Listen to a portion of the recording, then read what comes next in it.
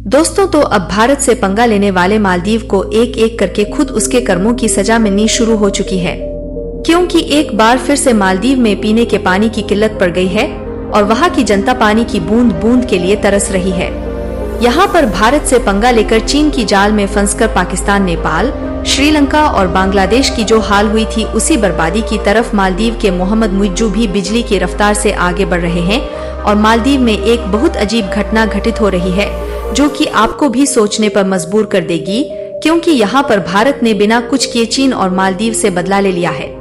आखिरकार मालदीव किस तरीके से भारत से पंगा लेकर बुरी तरीके से फंस चुका है, इस वीडियो में हम आपको बताने वाले हैं। लेकिन आगे बढ़ने से पहले भारत से पंगा लेने का अंजाम खुद मालदीव पर भारी पड़ रहा है।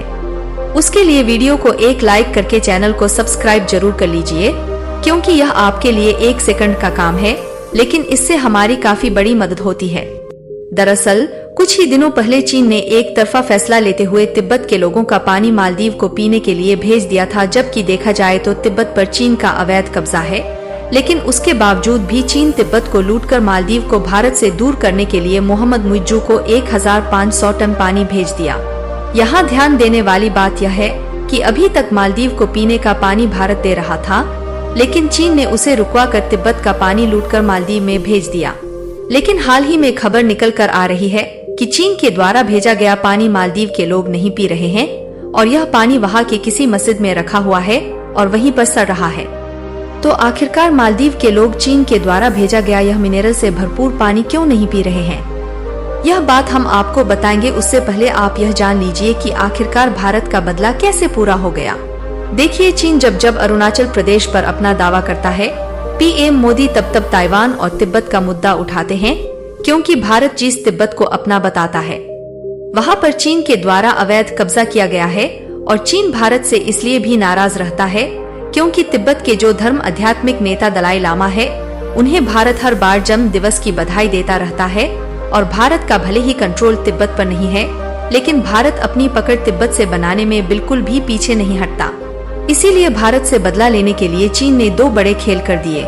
सबसे पहले तो तिब्बत पर अपना कब्जा दिखाने के लिए उन्होंने एक तरफा फैसला लेते हुए तिब्बत के लोगों का पानी मालदीव भेज दिया और वही दूसरी तरफ भारत का पानी मालदीव जाने से ही रोक लिया। जबकि आप जानकर हैरान हो जाएंगे कि इसके पहले कई सालों से भारत मालदीव को पीने का पानी दे रहा है और जब भी मालदीव पर संकट आया है तो भारत ने पानी के साथ साथ फूड प्रोडक्ट को सबसे पहले मुहैया कराया है।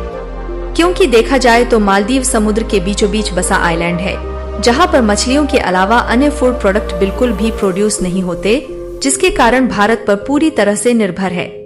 लेकिन कुछ महीने पहले मालदीव ने घमंड में आकर इसकी सप्लाई चेन को भी भारत के साथ तोड़ दिया था और वहीं पर तुर्की और चीन से दाल, चावल समेत अन्य अनाजों का इम्पोर्ट चालू कर दिया था। लेकिन इन देशों की दूरी मालदीव से ज्यादा होने के कारण फूड प्रोडक्ट का खर्च इतना ज्यादा बैठने लगा कि मालदीव की अकल ठिकाने लग गई, क्योंकि इस समय भारत के टूरिस्ट ने भी मालदीव जाना बंद कर दिया था, जिससे मालदीव की कमाई पूरी तरह से ठीक हो गई थी और वह भारत के सामने गिड़गिड़ाने लगा।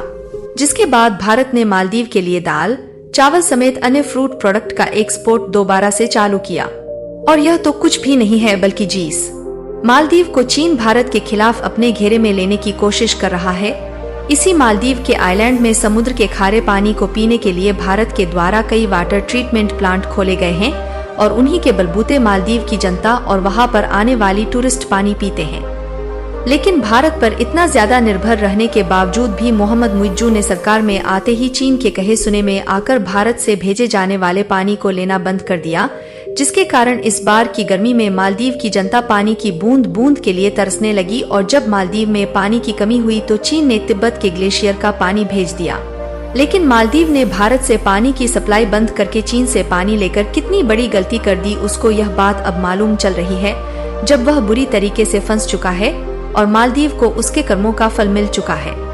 क्योंकि मालदीव चीन के द्वारा भेजे गए पानी का इस्तेमाल नहीं कर पा रहा है और यह पानी से भरी बोतल खाली मस्जिद में सड़ रही है।